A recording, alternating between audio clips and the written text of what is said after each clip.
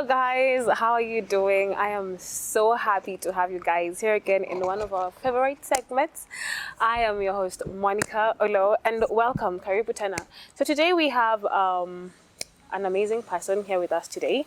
He's Mr. Benson Abila. I would actually let him introduce himself because I think he knows better. So Karibu Tena Benson. Thank you so much, Monica. Pleasure to be here on set and share. My name is Benson Abila. By profession, I'm a civil engineer. I trained at GQuat, but since then I have worked in the NGO space for about 2 years now as a fundraising and partnerships manager. And luckily, a year ago, I also got to start a community project that supports street-connected children and youth. So yeah, that's who I am. That is lovely. So you are actually a co-founder of Homeless Kisumu. Yes. Kindly tell me more about that. Right. Yeah, thank you. Homeless of Kisumu started right about when I moved into the nonprofit space.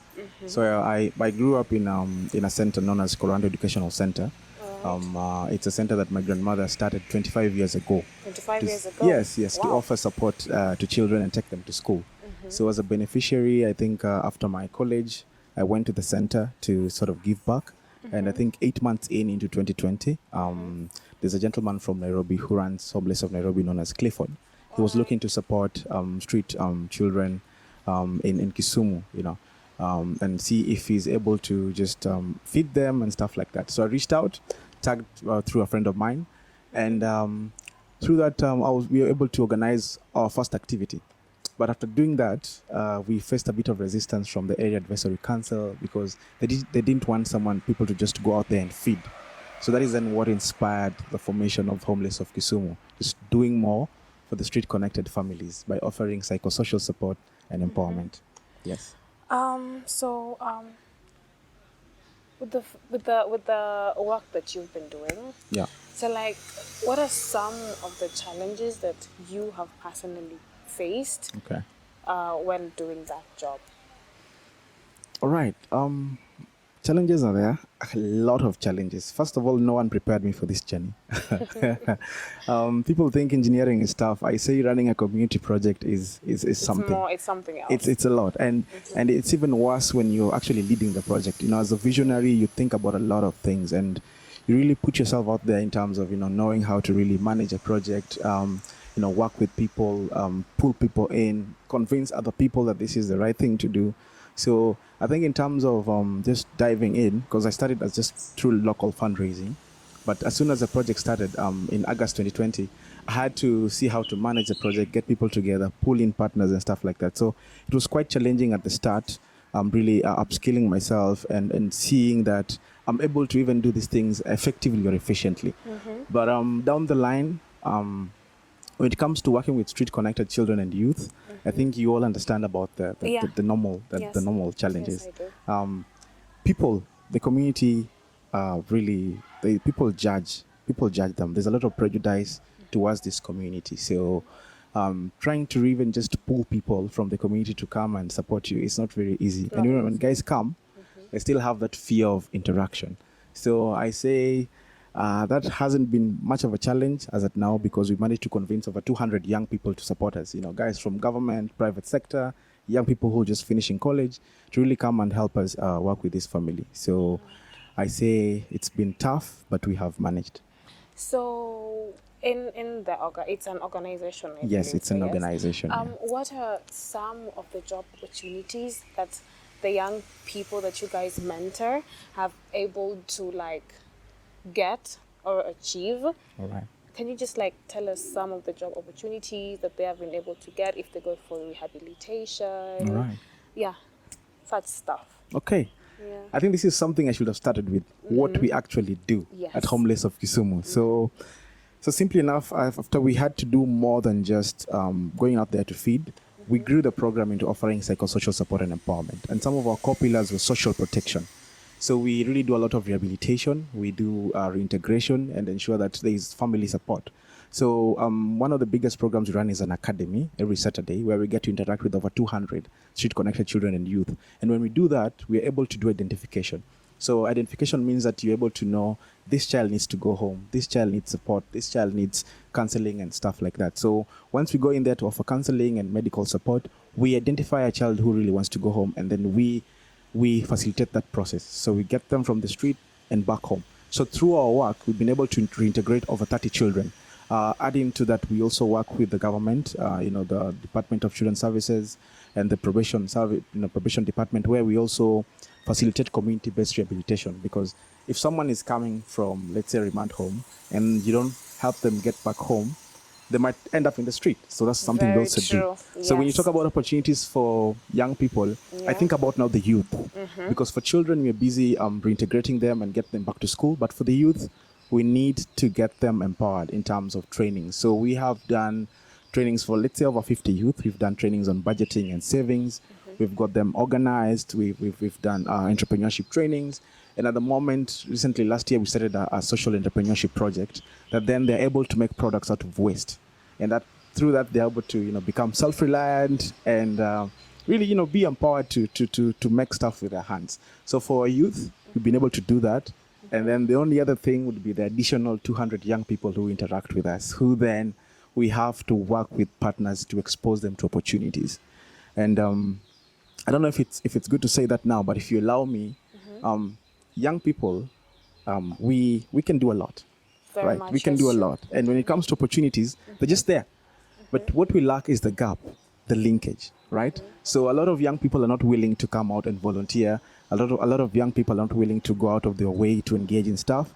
And one opportunity that our organization has provided for these young people is just, nurturing them through and allowing them to develop skills such as leadership, communication, planning, and knowing how to carry out themselves. And when they have that and they're able to express themselves, it's easy to link them up. Let's say PACE, for example, PACE International. They look for teacher assistants to work with vulnerable schools. You could link them up to such opportunities.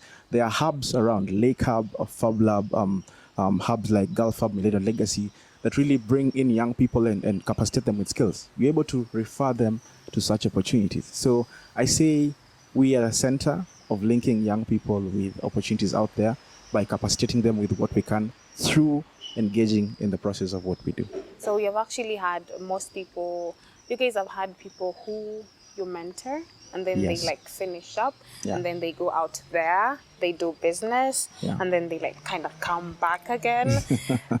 It must be nice. Yeah, it's really fulfilling. That is a vision. We've been Yes. around for just 2 years. But I think the vision, one thing we're creating is a hub concept for us, basically. And it's a conversation I've been having with some of our partners. All right. How do we really bridge the gap for young people? Because then for our beneficiaries, the street connected, our youth and women, the idea is to just train them, get them skills, and get them started. We've had business kits we've given to them to start our business so that they become self-reliant. They get off the streets because they sleep in the streets. That including supporting them in the journey. Yeah, so normally it's so hard. Yeah, so because a young person is sleeping in the street, they're sleeping in the cold, they can't get food. These are challenges that even I would not want to go through that. So being inspired and being very passionate and having gone through challenges myself, we really create an opportunity for these young people to get off the streets. But as we work with them and empower them off that, the young people who really support us with our work, because we all volunteer. I am a volunteer. We have young people volunteering. How exactly then are we creating opportunities for them? So that's where now the program comes in, where we do capacity building, train them, you give them all the right skills that they need to transition between leaving school and getting employment, or being unemployed and getting the right person to work with them. Yes. Yeah, that is actually very true. But I think I have one question. All right. So in the part of rehabilitating these kids from the streets, Yeah. I've heard of, or I've seen, experienced kids who will be in the streets, because some are as young as kids and they still go to the streets, and they don't have this emotional kind of parent love connection with older people. They normally feel like they're being criticized. Yes. I've asked a couple if they really want to go back to school. They'll be like, nah, I don't want to go there. It's hectic. Yeah. People will be like, true. I come from the streets. So how do you guys deal, because they're kids, they need emotional support. Exactly. How do you guys even deal with such rebel kids. I would not call them rebel kids. That is exactly what we do. That is what you've asked is exactly what we do. We create a safe space where, because kids live home for various reasons. The parents are quarreling. They cannot handle their challenges at home. They cannot afford a meal at home, so they're running away from home because of a lot of challenges. Maybe they have a stepmom who doesn't care, who doesn't really take good care of them. So when they come to the streets, already they feel like they're being looked down on. They don't feel like there's a family to connect to and share their problems. So as Homeless of Kisumu, with our team of experts in counseling, social workers, and just case workers who are volunteering, we really create that safe space for these children. And a safe space means that a child is able to come there, laugh with you and really tell you their problem. So once I understand what this child, because there's a child, interestingly enough, that left home because of 10 shillings. What happened? Yeah, the child had apparently taken 10 shillings from the mom, and the mom was like, the mom was furious, you should not do this. So the child was like, he was afraid. So he came to the street. He so left home. So when he interacted with the child, and the child was taking care of the sister who was blind, and the mom was busy working. So we found the child, and we immediately reintegrated the child back home. Went and talked to the mom and told the mom, you should not do this. This child will run away from home. And I can tell you the level of gratefulness from the mom, it touched our hearts. Because through just reaching out in the streets, you're able to identify, because they come to the street because of some really minute reasons that can be sorted out. Yeah, exactly. So I say what we do is important. It's needed because everyone needs someone to talk to, someone they can share their problems, and someone who can support them through that. And that's exactly what we do. So for the kids who come to the street, we are there to support them, and most importantly, take them back home. And there's some who don't want to go back home. If they want to go back home, they'll grow up, they'll become youth, and that's why we also have youth intervention programs. Yes. So in short, we need to have parents talking with our children and not talking to them. It's actually a very big difference, and I think parents should actually look into that. Most young people at even your center are obsessed with getting money quickly. You get it? So how do you monetize the solutions of homeless, or do you guys have how do we now being a non-profit, do we even make money? Do you even make money? Yes, that is my question. Interesting question. And remember that was part of a larger conversation I was having with someone around young people. Young people and the gaps in employment. There are gaps in them being able to access opportunities. And someone was saying that, once young people leave school, they're expecting that, I'll go and get a job. But that is not the case. And one way I would challenge that from my own story, I'm lucky that I was volunteering at the center and I got an opportunity. But from how, I have sort of approached this problem, and how we encourage other young people to approach this problem, is that you need to be ready to, volunteer, but most importantly, innovate. So innovation. That's why I'm taking you to the commercialization part. So you need to look at the challenges in your environment and come up with solutions that you're able to commercialize. So if you sit back and wait that, something will happen, it won't happen. The way we have been able to do that as Homeless of Kisumu is that we work with street-connected youth, and they're really major actors in the waste value chain. So we have come up with two concepts. One is already running. We call it Green Ventures, a social entrepreneurship project where we teach them on how to make products from waste. Wow. Waste is basically free. So if you make products from waste, let's say you're making an earring from 20 shillings. An earring, you just need a waste cloth and take some cardboards in there. And that earring, I'm sure if I sold to you and told you that, when you buy this earring, you're going to impact and change a life, you'd give me 200 bob. Or even 150. Yeah, 1,000 bob, if you're generous. So once we have that, and you're able to produce and make 1,000 earrings or 200 earrings, that's employment creation for young people. True. You really get to empower them. So we saw that gap, and we saw that we can really optimize, make products from the highest end, tires. We make like coffee tables from tires. We make like watches and earrings and stuff like that. So when you're able to sell that, it's already a job creation and we're able to empower these young people. So along those lines, we're also passionate about environmental conservation and climate change. Yeah. So we're going to do a waste collection company to also empower these young people and create employment. So I think in terms of commercialization, we are non-profit, yes, but in the journey of empowering the young people, we look at gaps in the community where we can innovate solutions and then see how you can commercialize that. And that's how young people should think. Don't Exactly. wait for an opportunity to come to you. You go Think about a look. problem. Yeah, look. go Go look out for there, an man. opportunity. Yes. Go All find right. it and you'll make money. I actually think that people should normalize that Yeah. instead of like being harsh to the youth. Exactly. You work with them, you tell them the do's and don'ts, you empower them, Yeah. and you help them. We have actually really got. You're quite an amazing person, you and your entire team and your entire organization. Thank you. And Thank you. it's quite a pleasure. I Yeah. am honored to host you here on All my right. show. Thank and you.